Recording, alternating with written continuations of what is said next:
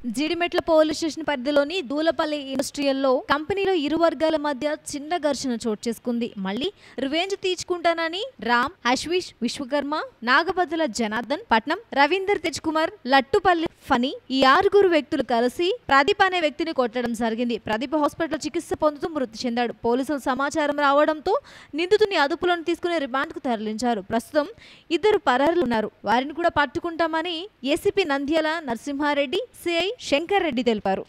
Durga Bhavani industries Dulapalli దగ్గర రెండు వర్గాల మధ్య చిన్న ఘర్షణ జరిగి అవి హట్ కేసులు రిజిస్ట్రేషన్ అయ్యాయి.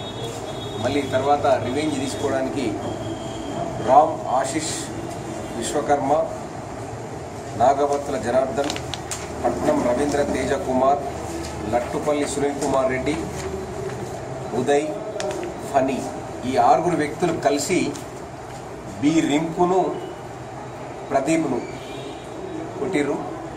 ఈ కొట్టడం వల్ల ప్రదీప్కు బాగా దెబ్బలు తగిలి హాస్పిటల్లో ట్రీట్మెంట్ పొందుతూ చనిపోయిండు.